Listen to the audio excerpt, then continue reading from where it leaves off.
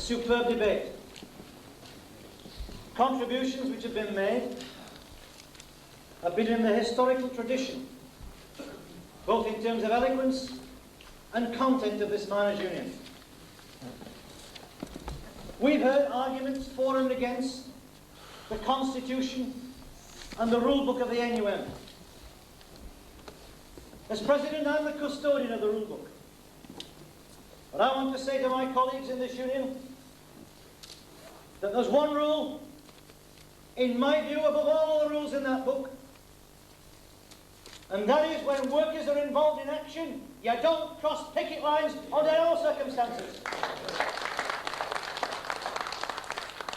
If there was any doubt in anyone's mind as to the validity of that, when that young man was killed in the early hours of the morning at Ollerton Colliery, that in itself should have been sufficient, irrespective of what we decide today, to ensure that no worker crossed the picket line manned by 10,000 police throughout the counties of Nottinghamshire and Midlands.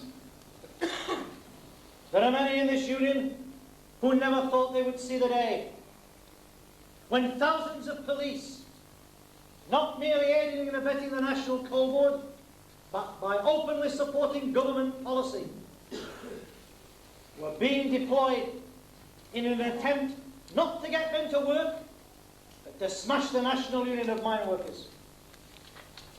The argument was to get people to work.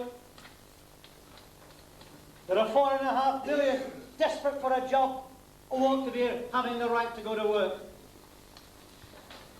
The issues before this conference are issues which generate emotion, and so they should. This union has been built on emotion, built on passion and commitment and faith and loyalty. I've been reading the press this morning and their analysis of this conference. They've called those people out there Red Guards. I'd rather be associated 1,000 times over with those brave people out there than the lackeys of the capitalist media who support continually those who seek to break any unified action on the part of the N.U.M. Colleagues, a number of speakers at this rostrum have mentioned motives. There are a number of people who question motives. One has got to question the motive of those who say we want a ballot and we want democracy, and then oppose an amendment to rule that seeks to bring in a majority in this union for action. There is a feeling, and it's been expressed from this rostrum, that those who don't support a simple amendment of that kind are really interested in stopping the action that's currently taking place. I would remind this conference that the action currently being undertaken in the British coalfield is official. Let no one be under any illusions about how high the stakes are. If anyone in this room had any doubts, all they had to do was to look at Weekend World and the McGregor interview last Sunday. McGregor not merely indicated how firm he was standing with government support, but was even prepared to argue the deployment of troops in order that we can move coal.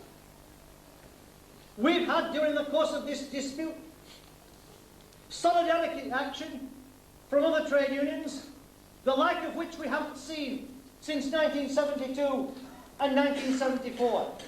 But colleagues, when we reach an agreement with ASLEF and the NUR and the Transport Workers Union, with the National Union of Seamen, it does this union no good to have a headline like that from area leaders saying, we'll get the coal through. What the hell are we playing at? If we're trying to bring the coal board back to the negotiating table and stop pit closures, we don't argue to go through our picket lines, and more important, we don't argue to go through ASLEF picket lines either. This battle is certainly about more than the miners' union. It is for the right to work. It is for the right to preserve our pits. It is for the right to preserve this industry. It doesn't do any harm to have a slight reappraisal of some of the things that are to be done and some of the things that we're doing. Inside the analysis of the Coal Board, they put forward a proposal to cut out 4 million tonnes capacity in 1984-5. That's a lie. In 1983-4, the total output in this industry, budgeted, was 105.6 million tonnes. The projected output for 1984-5 is 97.4. Even by the most simple arithmetic, that is a reduction of 8.2 million tonnes.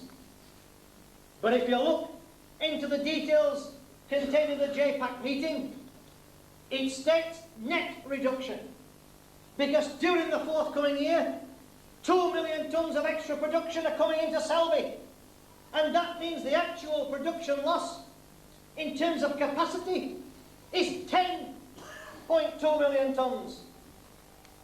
And you don't have to be a genius to work out where that capacity is going to be removed.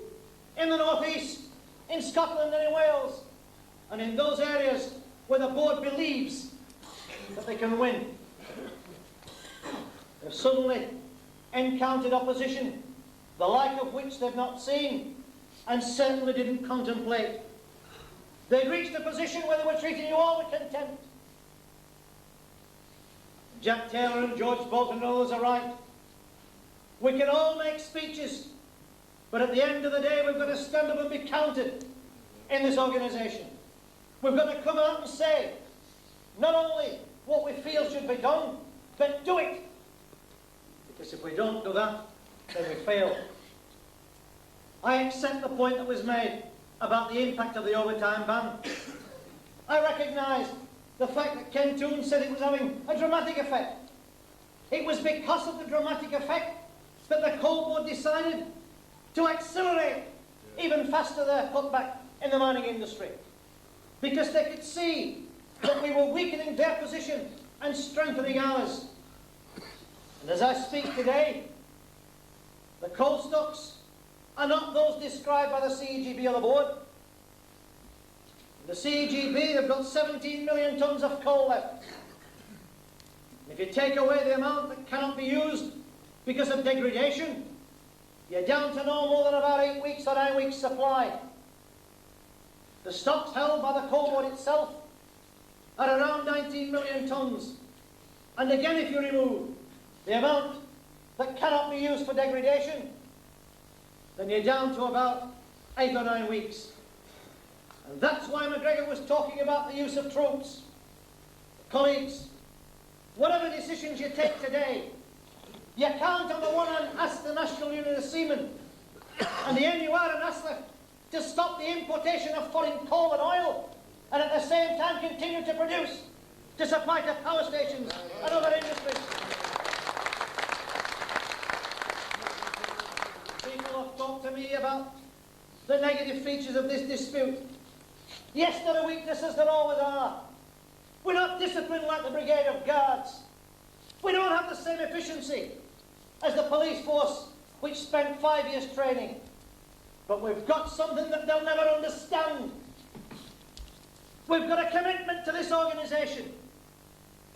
It has brought out the most positive features during the course of this dispute.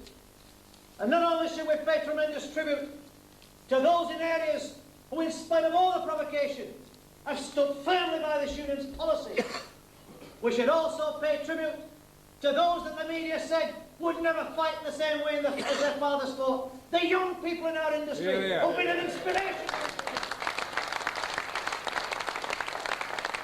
I'll tell you someone else that we ought to pay tribute to.